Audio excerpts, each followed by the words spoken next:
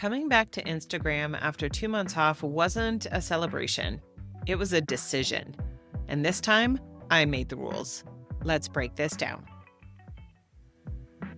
Welcome to Ditch the Chaos, a snackable podcast for busy women who are done with burnout, rigid routines, and productivity guilt. You'll get clear, actionable strategies to reclaim your time and energy without planners, pressure, or one-size-fits-all systems. I'm Cara Chace, entrepreneur since 2015, mom of two, wife to one, and I am unapologetically caffeinated. Let's dive in. In the last episode, we talked about what happened when Instagram disappeared from my phone and why that unexpected break gave me the clarity I didn't know I needed. Today, we're building on that with how I re-entered the platform intentionally, set boundaries that actually stick, and use consistency as a test, not a trap. Let's go back to the moment it happened. 2 months after living Instagram-free, I tried reinstalling the app for probably the 10th time, and this time, it worked. Just like that, app was back, full access, ready and waiting for me. But instead of getting excited, I got anxious because I knew exactly how easy it would be to fall back into old habits. To open the app without thinking, to fill the white space I just reclaimed with the same mental noise I had just detoxed from. So before I did anything else, I made some rules. First, I turned off every single notification. No likes, no DMs, no account notifications, nothing. Then I set a 20-minute daily timer using my phone's screen time controls. I didn't want a gentle reminder. I wanted the app to literally shut down after 20 minutes a day.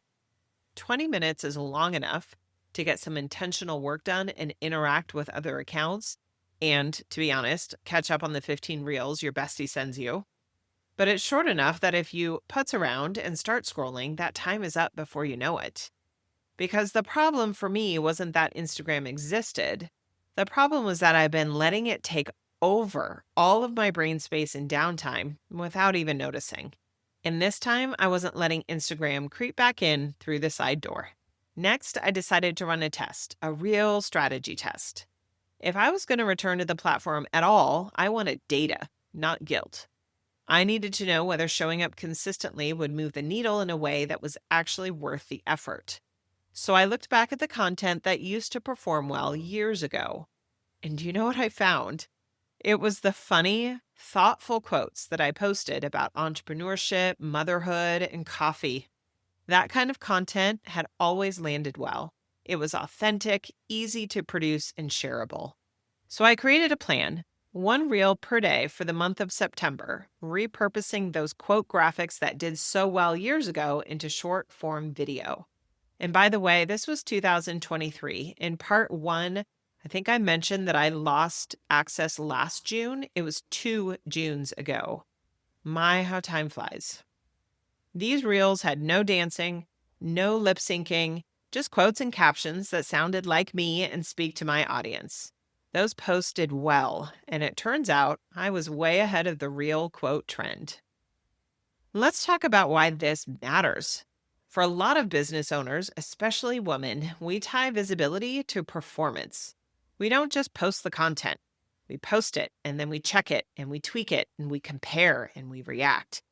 It becomes another job, another task we feel behind on, another checkbox on the to-do list, another area where guilt creeps in when we're not consistent, where comparisonitis rears its ugly ego head. But I'm here to tell you, consistency doesn't mean being constantly present. Consistency means showing up with clarity and purpose, not pressure.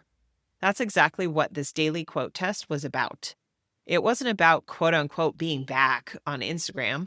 It was about evaluating whether Instagram deserved a place in my business at all.